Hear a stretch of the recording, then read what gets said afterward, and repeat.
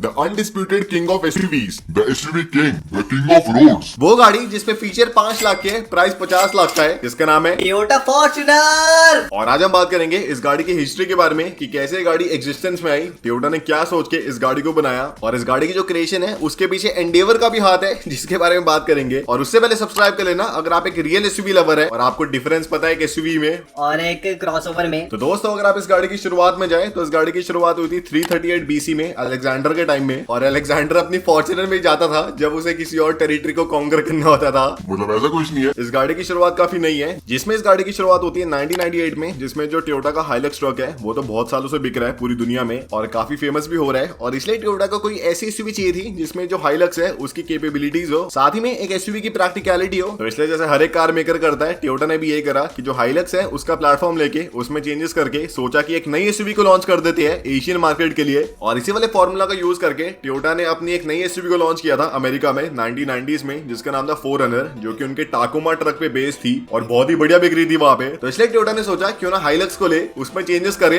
उसे बढ़िया एक एसयूवी बना दे और बढ़िया बढ़िया बेचे थाईलैंड में और बाकी एशियन कंट्रीज में। तो इसलिए 1998 में टोयोटा अपना एक नया एसयूवी ट्रक लॉन्च करते हैं थाईलैंड में और बाकी एशियन कंट्रीज के लिए, जिसका नाम होता है टोयोटा हाइलक्स स्पोर्ट्स राइडर, जो कि आप कह सकते हैं कि एक नया ट्रक नहीं था एक तरह से, जो हाइलक्स है उसी का एक सब वेरिएंट था। जिसमें टोयोटा क्या करते थे कि जो अपना हाइलक्स है उसे अपनी फैक्ट्री में बना के उसे फिर थाईलैंड में इंपोर्ट करते थे। और थाईलैंड में एक मॉडिफिकेशन वाली कंपनी थी जिसका नाम था थाई ऑटो वर्क्स, जिसमें टोयोटा ने 20% का स्टेक ले लिया था। और वो क्या करते थे कि जो हाइलक्स है उसमें चेंजेस करके उसके बॉडी पैनल्स में, उसके रूफ लाइन में, उसके डोर्स में इस गाड़ी को एक वैगन में कन्वर्ट कर देते थे। और जो गाड़ी का नाम बना वो है टोयोटा हाइलक्स स्पोर्ट्स राइडर। और जो फॉर्च्यूनर नाम है अभी तक पूरी दुनिया में कुछ एग्जिस्ट भी नहीं करता था, कुछ भी नहीं था इस नाम से। फिर दोस्तों ये गाड़ी सही बिकने लगी और 2002 में इस गाड़ी की एक नई फेसलिफ्ट लॉन्च होती है, जिसमें आपको थोड़े नए फीचर्स मिलते हैं, आपको नया बम्पर मिलता है, आपको नई लाइट्स मिलती है, आपको थोड़ी बड़ी एफिशिएंसी मिलती है और बाकी जो गाड़ी है पूरी सेम है। और इस गाड़ी में अगर आप नोटिस करें तो जो इसकी लास्ट रो ऑफ ग्लास है उसमें अगर आप देखें तो जो ग्लास है कर्व वाला है और वो जो उसकी आइकॉनिक शेप है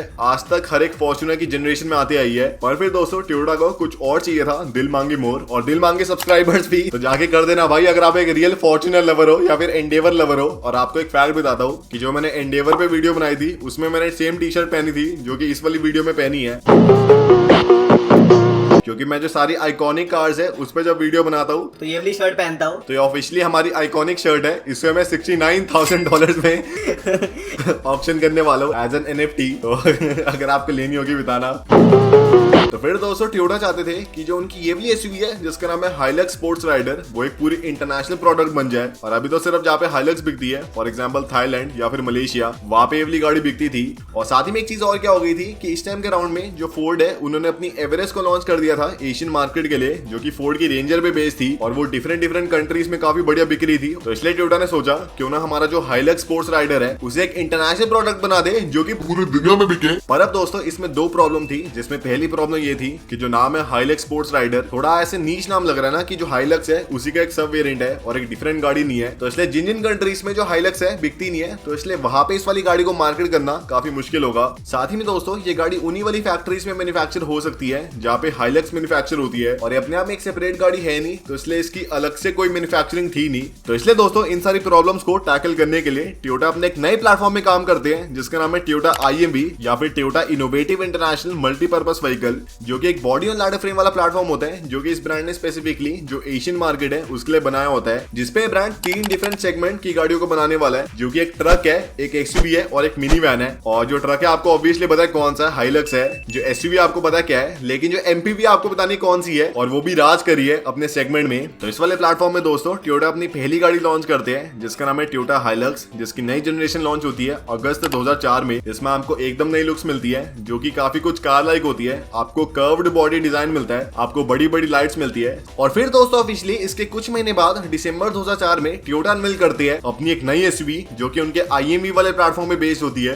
जिसमें आपको हाइलक्स के बिट्स मिलती है लेकिन आपको उससे बढ़िया प्रैक्टिकलिटी मिलती है और आपको डिफरेंसेस मिलती है, जिसका नाम होता है द टोयोटा फॉर्च्यूनर। और टोयोटा इस वाली गाड़ी का नाम ये इसलिए रखते हैं क्योंकि टोयोटा कहते हैं कि जो भी लोग इस वाली गाड़ी को खरीदेंगे वो काफी हाई इनकम वाले ट्रेंड सेटिंग लोग होंगे, जो कि एकदम हायर इकोनॉमिक क्लास में आने वाले हैं और एकदम फॉर्चुनेट लोग हैं। और मेरे ख्याल से टोयोटा को एक और चीज ऐड करनी चाहिए, जो किया हवाबाज लोग खरीदेंगे।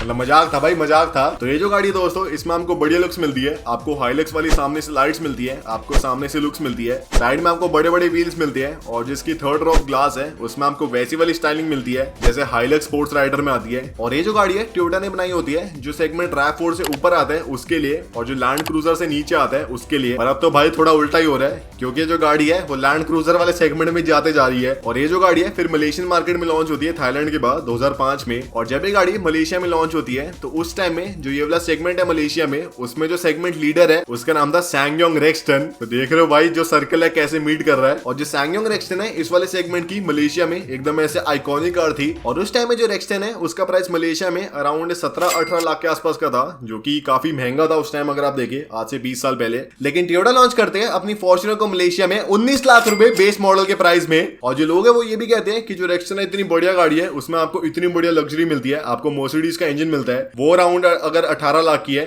तो ये फॉर्च्यूनर जो कि टोयोटा की गाड़ी है, इसका क्या फायदा 19 लाख में लेने का। और इसी पे आपको उस टाइम के एक जर्नलिस्ट का व्यू पॉइंट सुनाता हूँ कि उन्होंने क्या बोला। I really don't know how well Toyota will do with their Fortuner, the car feels pretty cheap. तो दोस्तों उस टाइम के जो कार जर्नलिस्ट है वो स्केप्टिक है कि शायद जो फॉर्च्यूनर है उसकी सेल्स बढ़िया हो ना पाए, क्योंकि जो गाड़ी है उसकी फिट एंड फिनिश इतनी कुछ खास है नहीं और जो प्राइस है कुछ ज्यादा ही हाई है। क्योंकि जो हाइलक्स है उसका प्राइस मलेशिया में उस टाइम में अराउंड 8-9 लाख रुपए का था और जो फॉर्च्यूनर है उसका डायरेक्टली 19 लाख का है, ऑलमोस्ट डबल प्राइस है। और जो दोनों कार्स है उनमें आपको ऑलमोस्ट सेम लुक्स मिलती है, आपको सेम इंजन मिलता है, आपको सेम पावर मिलती है और आपको सेम इंटीरियर मिलता है। तो इसलिए जो लोग हैं काफी कह रहे थे कि क्या फायदा भाई फॉर्च्यूनर को लेने का जब जो हाइलक्स है आधे प्राइस में मिल रही है और उसमें सेम सारा कुछ है। पर दोस्तों इस गाड़ी को कुछ फर्क नहीं पड़ा लोगों के व्यू पॉइंट से, और इस गाड़ी की जो सेल्स है होते गई बढ़िया बढ़िया। टोयोटा इस गाड़ी को डिफरेंट कंट्रीज में लॉन्च करते रहे, जो इसकी सेल्स है वो बढ़ते गई, जो इसका प्राइस है वो बढ़ता रहा और बढ़िया टोयोटा इस गाड़ी को बेच के प्रॉफिट कमा रहे थे और बढ़िया उनका मजे आ रहे थे। फिर दोस्तों इसके अराउंड 4 साल बाद जुलाई 2008 में टोयोटा इस गाड़ी की एक नई फेसलिफ्ट लॉन्च करती है जिसमें आपको थोड़ी नई लुक्स मिलती है। आपको सामने लैंड क्रूजर वाली ग्रिल मिलती है और साथ ही में आपको नया बम्पर मिलता है, साइड में आपको नए अलॉयज मिलते हैं, पीछे आपको नई टेल लाइट्स मिलती है और साथ ही में जो इसका इंटीरियर है आपको बेज कलर का मिलता है, जो कि पहले से डिफरेंट होता है क्योंकि पहले ब्लैक कलर का था। और फिर दोस्तों इसके ऑफिशियली 1 साल बाद इस गाड़ी का इंडिया में लॉन्च होता है, जिसमें अगस्त 25, 2009 को टोयोटा इस गाड़ी को इंडिया में लॉन्च करते हैं 18.45 लाख रुपीस एक्स-शोरूम इंडिया के प्राइस में। और उस टाइम में टोयोटा जब इस गाड़ी को इंडिया में लॉन्च करते हैं तो उनकी एक्सपेक्टेशन होती है, जो कि मैंने आपको बताई दी थी पहले, आपको पता ही होगा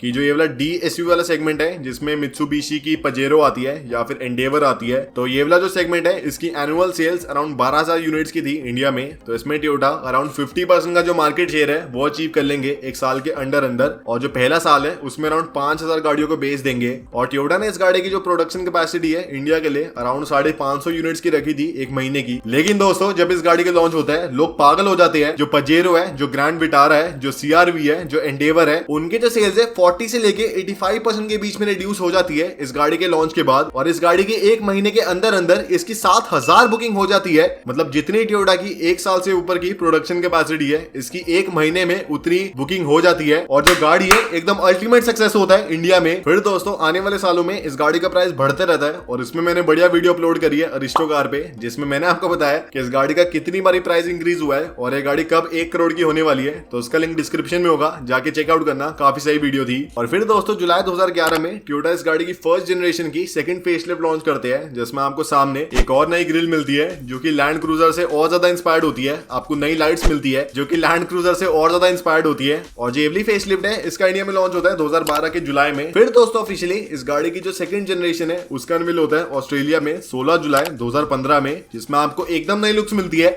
और जो ये वाली नई वाली जनरेशन होती है फॉर्च्यूनर की, इसमें टोयोटा यूज करते हैं अपनी कीन लुक वाली स्ट्रेटेजी जो कि उन्होंने रिसेंटली अपने करोला में यूज करी होती है, जिसमें आपको पतली पतली लाइटें मिलती है, इसमें आपको LED DRL मिलते हैं, साथ ही में आपको जो ग्लास टू बॉडी रेशियो है काफी कम मिलता है। मतलब जो गाड़ी के ग्लास पैनल है काफी पतले पतले होते हैं। और ये वाली पहली जनरेशन होती है फॉर्च्यूनर की जिसमें आपको पार्ट टाइम 4 व्हील ड्राइव मिलता है, क्योंकि जो बाकी सारी पहले की जनरेशन थी उनमें आपको फुल टाइम 4 व्हील ड्राइव मिलता था, जिससे जो गाड़ी की एफिशिएंसी है बहुत ही बेकार थी, 8-9 की थी। फिर दोस्तों नवंबर 2016 में इस गाड़ी का इंडिया में लॉन्च होता है और इसका प्राइस होता है 25.62 से लेके 31.12 लाख रुपीस एक्स-शोरूम इंडिया। और जो गाड़ी बहुत ही मस्त होती है, नो डाउट उसमें जो प्राइस है थोड़ा महंगा होता है, पर तब भी जो लोग हैं इसे बहुत ही पसंद करते हैं। फिर दोस्तों 2021 में इस गाड़ी की जो सेकंड जनरेशन है उसकी पहली फेसलिफ्ट लॉन्च होती है, जिसमें आपको एकदम नई लुक्स मिलती है, आपको फीचर थोड़े डिफरेंट मिलते हैं और आपको साथ ही में एक लेजेंडर वाली सीरीज मिलती है जो कि थोड़ी प्रीमियम वाली सीरीज है। और फिर 2022 में इस गाड़ी की GRS वाली रेंज लॉन्च होती है, जिसमें आपको थोड़ी स्पोर्टी सस्पेंशन मिलती है, आपको स्पोर्टी लुक्स मिलती है और उसका प्राइस होता है 50 लाख रुपए का। और अब दोस्तों आपको एक और बढ़िया स्टार्ट बताता हूँ कि इस गाड़ी के पिछले महीने या फिर जून 2022 में इसके अराउंड 3000 यूनिट बिकी है इंडिया में। और वही अगर आप कंपेयर करें इसके लॉन्च में, तो टोयोटा ने एक्सपेक्ट करा था कि इस गाड़ी की साल में अराउंड 5000 यूनिट बिकने वाली है।